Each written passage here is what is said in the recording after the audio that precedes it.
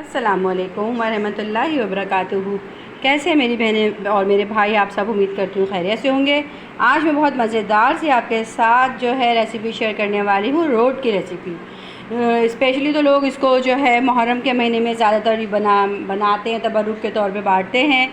पर ये कि ये ऐसी रेसिपी होती है, ऐसे बिस्किट होते हैं, खस्ता नान भी कुछ लोग कहते हैं, नान खताई की तरह, कि 12 महीने ही आप इसको मौसम अच्छा हो या भूख का टाइम हो, चाय के साथ एंजॉय कर सकते हैं। तो इसके लिए जो इंग्रेडिएंट्स चाहिए वो मैं आपको बता दूं। मैंने बाउल के अंदर जो आपको दिखाई दे रहा होगा, सबसे पहले इलायची, हरी इलायची का जो है उसको कूट के जो है बहुत सारी, तकरीबन 1 टेबल स्पून के करीब जो है छोटी इलायची देखें ऐसे कूट के छिलकों के साथ बाउल के अंदर डाल ली है। उसके बाद इसके अंदर मैं डालूँगी पूरा जितनी मेजरमेंट मैं आपको बता रही हूँ, आपने उसी मेजरमेंट को फॉलो करना है, फिर आपकी सेम रेसिपी बिल्कुल बन के आएगी रोट की। इसके अंदर हमने डाला 1 कप मैदा, आप अपने घर के कप के हिसाब से मेजरमेंट कर सकती हैं। 1 कप जो है पिसी हुई चीनी को पीस के यूज़ करना है। अच्छा जी, सूजी जो है, सूजी भी 1 कप जाएगी, लेकिन सूजी देखें ये इस वक्त जो है साबुत है, तो इसे जो है मैं थोड़ा सा ग्राइंड कर लेती हूँ। अच्छा, आप ये देखें, इसको मिक्सी जार में डाल के सूजी को मैंने ग्राइंड कर लिया, बिल्कुल देखें आटे जैसे ही अभी बन गई। इसको भी इसी में ऐड कर देंगे हम। उसके बाद ये देखें पॉप सीड हैं, खसखस पॉप सीड 2 टेबल स्पून है, और खाने का सोडा, बेकिंग सोडा जो होता है ना, बेकिंग सोडा ये तकरीबन चुटकी भर है। बेकिंग सोडा ले लेंगे और खसखस ले लेंगे। खसखस 2 टेबल स्पून के करीब है, ये भी इसमें ऐड कर देंगे। अच्छा देखें, खसखस इसमें डाल दी, बेकिंग सोडा डाल दिया, सूजी हो गई, चीनी हो गई और मैदा। अब हम ड्राई मटेरियल जितना है पहले इसको हम मिक्स कर लेते हैं खूब अच्छे से। बेटा पीछे हो जाओ। इसको हमने मिक्स किया।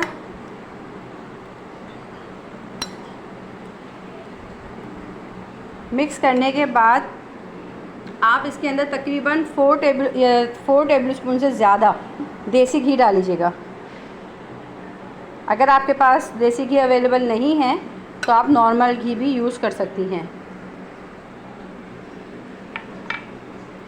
देसी घी डालने के बाद, नहीं करो स्पून नहीं चलाओ बेटा, हम पूरा 1 अदद अंडा इसमें डालेंगे। अगर आपको अंडे से एलर्जी है तो आप अंडा स्किप कर सकती हैं।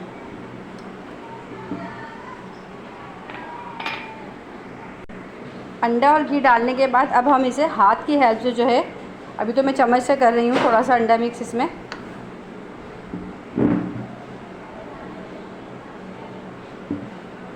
अच्छा, थोड़े से ड्राई फ्रूट है, मैंने साबुत भी कटिंग करके रखे हुए हैं, ऊपर से गार्निशिंग के लिए भी चाहिए होंगे, थोड़े से मैं इसमें ही अंदर भी ऐड कर देती हूँ।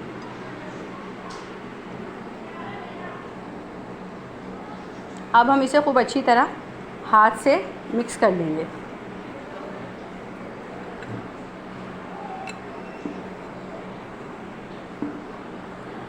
असल काम इसकी डो बनाना ही है। आपने डो परफेक्ट बना ली तो आपके ये जो रोट हैं बहुत मज़ेदार बनेंगे। आप इसको महीनों के लिए बना के रखें, अपने पास स्टोर करें और खूब मज़े से खाएं। ना इसमें पानी डालेंगे आप गूंथते वक्त, आप देख लेना कितना अच्छा आपके सामने ही ये गूंथा जा रहा है। थोड़ा सा इसका टेक्सचर हमें ढीला ढीला ही रखना होगा, बहुत हार्ड नहीं करना होगा, कि बहुत सख्त हम जैसे टिक्कियों का करते हैं वैसा नहीं बनाते रोट का। अच्छा, हम इसमें एक अच्छी खुशबू देने के लिए, ताकि इसमें हमने अंडा भी डाला है, ये स्मेल ना आए, मैं इसमें थोड़ा सा केवड़ा ऐड करूँगी, तकरीबन 1 टेबल स्पून के करीब।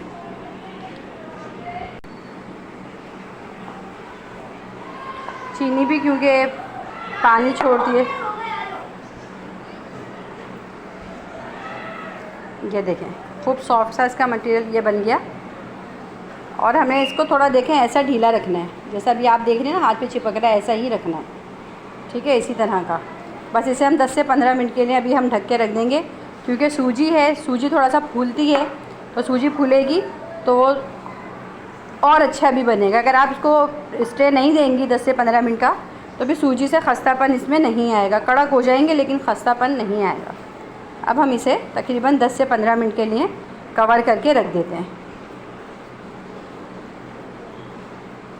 कोई पानी ऐड नहीं किया, घी में, अंडे में, चीनी खुद सॉफ्ट है, उसी में ये जो है नरम हो गया है। अच्छा ये देखें इसको 10 से 15 मिनट मैंने खूब अच्छे से रेस्ट दिया। अब हम इसकी शेप देते हैं कि मैं आपको बताती हूँ किस तरह इसकी शेप देनी है।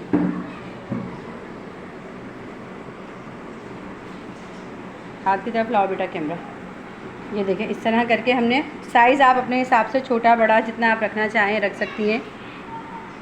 बहुत सख्त हाथ से आप नहीं बनाएंगी, ये पतला है।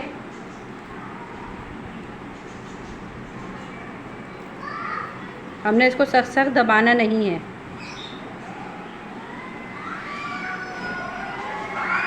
अच्छा, ये देखें, जिस तरह हम शामी कबाब की टिकियाँ बनाते हैं ना, इस तरह हल्के हल्के हाथ से हमने ये इस तरह करके ये टिकियाँ बना ली। इसके बाद इसको सबसे पहले जो हम करेंगे, ये जो खशखाश है इसके ऊपर रखेंगे, ठीक है। उसके बाद ये सौंफ है, सौंफ पे रखेंगे। और फिर हमारे पास जो ड्राई ये जो है ना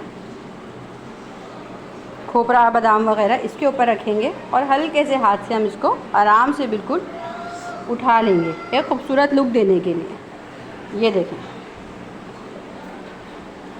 इस पर खशखाश बहुत मज़े की लगती है।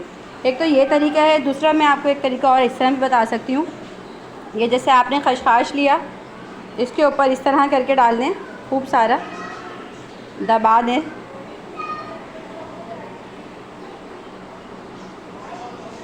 खशखाश ज़्यादा ही डालिएगा, खशखाश से बहुत अच्छा फ्लेवर आता है। ये तरीका ज़्यादा आसान है।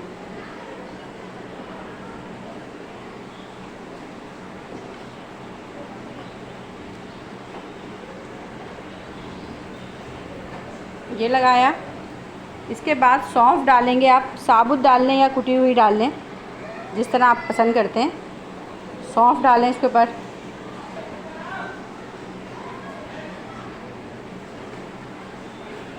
फिर ये जो बादाम वगैरह है हमारे पास, हम इसको ये डाल के खूब अच्छे से प्रेस करेंगे इस तरह कि जब ये बेक हो तो ये अंदर से निकले ना। इस तरह हम तमाम, ये देखें, ये जो तमाम है इन सब के ऊपर हम इस तरह जो है खोपरा बादाम ये सब हम इस पे लगा लेते हैं। फिर मैं आपको इसका बेकिंग का तरीका बताती हूँ। अच्छा, देखें, रोट के ऊपर इसके ऊपर हमने खूब अच्छे से ड्राई फ्रूट, खशखाश और ये सब भी लगा दिया है। ये देखें आप, ठीक है। अब हम फ्राई पैन पे हम क्योंकि इसको बेक करेंगे तो फ्राई पैन में हल्का सा मैंने ऑयल लगा दिया। अब हम इसे तमाम कुकीज़ को जो है फ्राई पैन में रखेंगे। फ्राई पैन में सब आप रखेंगी तो आप इतना गैप रखिएगा क्योंकि फूलेंगे। ये थोड़ा सा इसमें बेकिंग सोडा डाला है ना, तो उससे फूलते हैं।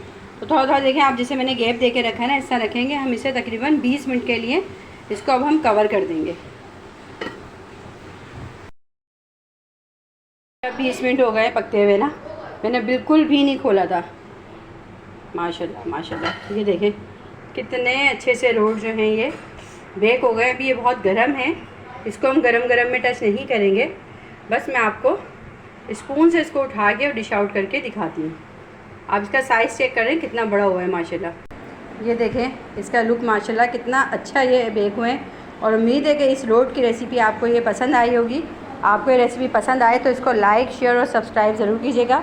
ये देखें, मैं आपको इसका बैक साइड भी दिखाऊँ। ये देखें, बैक साइड से भी कितने अच्छे से हो गए। अब जब ये ठंडे होंगे तो ये बिल्कुल हार्ड होते जाएंगे। अब ये बहुत गर्म हो रहे हैं तो इसलिए जो है बस मैं आपको दिखा रही हूँ। उम्मीद है कि आपको ये रेसिपी पसंद आएगी। आपको ये रेसिपी पसंद आए तो मेरी वीडियो को प्लीज़ लाइक, शेयर, सब्सक्राइब करें, दुआओं में याद रखें और अपनी लाइफ में जीना सीखें। दूसरे की लाइफ में इंटरफेयर करना छोड़ दें। मेरी नेक दुआओं के साथ, नेक तमन्नाओं के साथ मैं आपसे उस उम्मीद के साथ इजाज़त चाहूँगी कि आप मेरी वीडियो को ज़्यादा से ज़्यादा लाइक, शेयर और सब्सक्राइब करेंगे। अल्लाह हाफ़िज़।